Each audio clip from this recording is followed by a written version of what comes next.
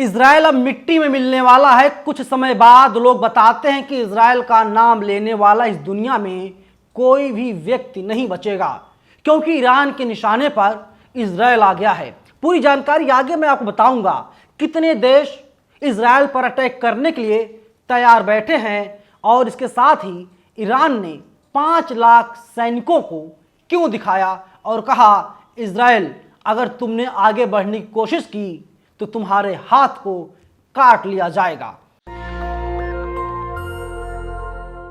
नमस्कार, मेरा नाम है नवीन कुमार नंदन और आप देख रहे हैं नेशनल दस्तक। आप सबको पता है तकरीबन 3 हफ्तों से इजराइल और फिलिस्तीन के बीच युद्ध चल रहा है। पहले बताया जा रहा था कि फिलिस्तीन कमजोर होता हुआ दिखाई दे रहा है। फिलिस्तीन गरीब मुल्क है और इजराइल फिलिस्तीन पर कब्जा कर लेगा।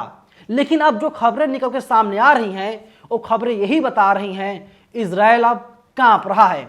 नेतन्याहू का दिमाग खराब हो गया है। वे क्या करें? उनके पास अब बचने के लिए कोई भी रास्ता नहीं बचा हुआ है। न्यूज़ 18 इंडिया के हवाले से मैं आपको बता रहा हूं। न्यूज़ 18 इंडिया कह रहा है ईरान के दुश्मन कौन कौन से हैं। देखिए, अमेरिका, इजराइल, ब्रिटेन और सऊदी अरब।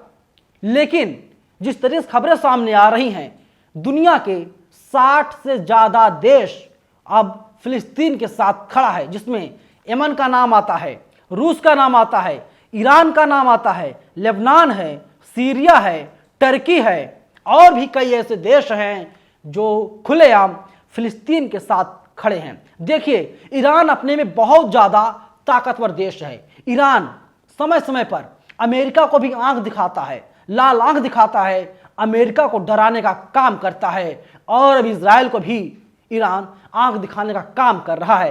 यमन भी एक ताकतवर देश है, उसके पास मिसाइलें हैं, और यमन और ईरान अब साथ आ गए हैं और ये लोग तैयारी कर रहे हैं किसी भी तरीके से इजराइल पर अब डबल धमाका किया जाए, और इसीलिए इजराइल अब कांप रहा है। इसके अलावा देखिए, एक ड्रोन है इजराइल पर चाहे तो हमला कर दे, उसका नाम है मुहाजिर, और जो ये ड्रोन है बहुत ही ज़्यादा ताकतवर ड्रोन है। अपने साथ इस ड्रोन है 3 क्विंटल से ज़्यादा गोला बारूद को लेकर के ड्रोन चल सकता है और जहां भी मन करे वहां पर जा करके हमला कर सकता है। और वहीं जो है कि ईरान के राष्ट्रपति का बयान आया है। उन्होंने कहा जो भी हाथ ईरान के खिलाफ उठाएगा उसे हमारी सेनाएं काट देंगी। यानी ईरान के राष्ट्रपति खुलेआम चेतावनी दे रहे हैं किसको? इजराइल को। इब्राहिम रईसी नाम है जो ईरान के राष्ट्रपति हैं।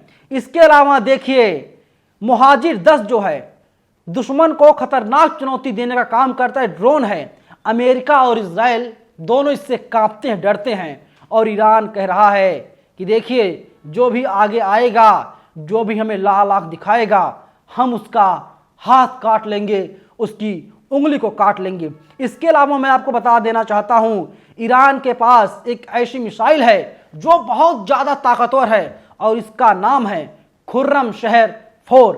इसकी रफ्तार 20,000 किलोमीटर प्रति घंटा, यानी 1 घंटे में ये जो मिसाइल है 20,000 किलोमीटर की दूरी तय करती है। आप अंदाज़ा लगाइए। और 30 मीटर के दायरे में ये मिसाइल अटैक करने का काम करती है, और इसका जो रेंज है 2000 किलोमीटर रेंज है। यानी ये मिसाइल अगर छोड़ दिया जाए, अगर इस मिसाइल को ईरान छोड़ देता है तो जान लीजिए कि पूरी तरीके से इजराइल तहस नहस हो जाएगा। और इसीलिए कांप रहे हैं नेतन्याहू को कुछ समझ में नहीं आ रहा है। और इजराइल जो है कट्टर दुश्मन तो है ही। और इसके अलावा जो है कि देखिए, जो यमन के मंत्री हैं उनका बयान आता है। वे कहते हैं कि जो हम पर दबाव बना रहे हैं, हम पर हमला कर रहे हैं, हालांकि हमारी उंगली उन देशों में किसी भी खतरे का सामना करने के लिए तैयार है, और जो हमारी उंगली है वो ट्रिगर पर है, यानी कभी भी हमला कर सकती है। और इसीलिए अब लगातार इजराइल कांप रहा है, इजराइल डर रहा है। और अल कायदा ने भी तो खुलेआम चुनौती दे दी है किसको? इजराइल को और अलकायदा ने कह दिया हमला करो, जो होगा देखा जाएगा। और तमाम जो जानकार हैं वे बताते हैं कि अमेरिका इजराइल के साथ इसीलिए खड़ा है क्योंकि अमेरिका को अपने हथियार बेचने हैं और इजराइल बर्बाद हो जाए, खत्म हो जाए, नष्ट हो जाए, मिट्टी मिल जाए, नामो निशान ना बचे, अमेरिका को उससे बिल्कुल मतलब नहीं है। और इसके अलावा जो है कि देखिए फौज की बात कर लीजिए, ईरान के पास 5 लाख से ज्यादा फौज है। शिप की बात कर लिया जाए, ईरान के पास 400 शिप है और वहीं ईरान के पास 3700 टैंक है। और अब जो है कि इजराइल में ही नेतन्याहू के खिलाफ विरोध प्रदर्शन तेज हो गया है। वहां की आवाम कह रही है नेतन्याहू आप इस्तीफा दीजिए, आप देश को नहीं संभाल पा रहे हैं, आप एक नकारे प्रधानमंत्री हैं, आपको तुरंत इस्तीफा दे देना चाहिए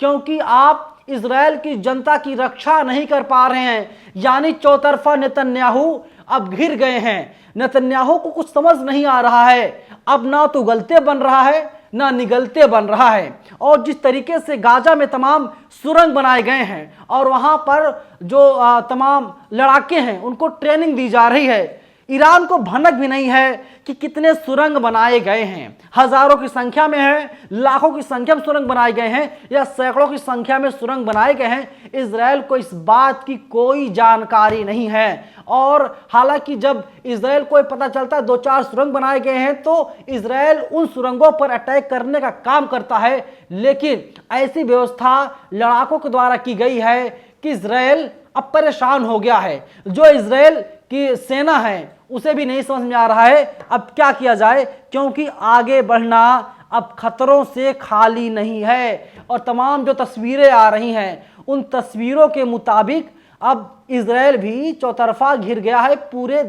पूरी दुनिया में इजराइल की लगातार थू थू हो रही है। हर कोई इजराइल को गाली दे रहा है, कोई भी व्यक्ति इजराइल का समर्थन करते हुए नहीं दिखाई दे रहा है। और मैं आपको बता दूं, अल जजीरा एक न्यूज चैनल है, इंटरनेशनल चैनल है, और अल जजीरा ने कहा है उनके जो पत्रकार थे वो इजराइल में काम कर रहे थे, लेकिन इजराइल की सेना के द्वारा अल जजीरा के रिपोर्टर को और रिपोर्टर के फैमिली मेंबर को मार दिया गया, कत्ल कर दिया गया।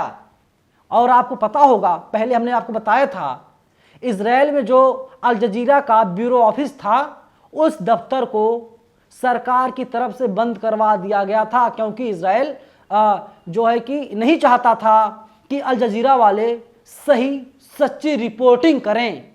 इसीलिए पहले दफ्तर को बंद करवाया गया, फिर इसके बाद अल जजीरा के रिपोर्टर को मरवा दिया गया। सिर्फ रिपोर्टर को ही नहीं मरवाया गया बल्कि रिपोर्टर के पूरे परिवार को मरवा दिया गया, जिसमें रिपोर्टर के बच्चे थे, वाइफ थी, सब लोग शामिल थे। करीब 4 लोगों का परिवार था, सबको मार दिया गया। आप सोचिए किस तरीके से लगातार सारी सीमाओं को इजराइल लांघता हुआ दिखाई दे रहा है।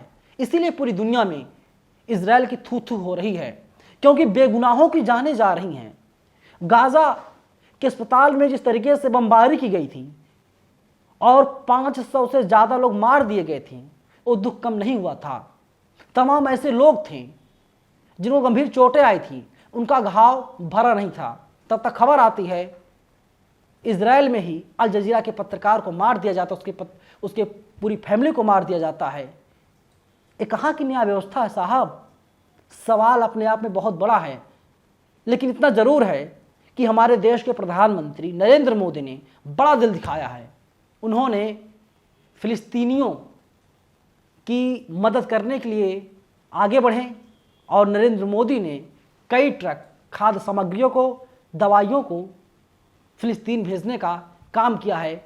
मिस्र भी फिलिस्तीन के साथ खड़ा है और दुनिया के 60 से ज़्यादा देश ऐसे हैं जो फिलिस्तीन के साथ खड़े हैं, इजराइल के खिलाफ हैं, क्योंकि इजराइल हर रोज़ सीमाओं को लांघने का काम कर रहा है। और अब इजराइल अकेला पड़ चुका है, कोई बचाने वाला नहीं मिल रहा है, इजराइल के समर्थन कोई बात करने वाला नहीं मिल रहा है। आप बताइए पत्रकार का काम क्या होता है? सच को बाहर लाना, तस्वीरें जैसी हैं वैसी तस्वीरों को दिखाना। लेकिन नेतन्याहू साहब को एक बात मंजूर नहीं थी, इसीलिए नेतन्याहू सरकार में जो तमाम गुंडे मवाली अपराधी हैं उन लोगों द्वारा पत्रकार की हत्या कर दी जाती है। सिर्फ पत्रकार नहीं बल्कि पत्रकार के पूरे परिवार को मार दिया जाता है।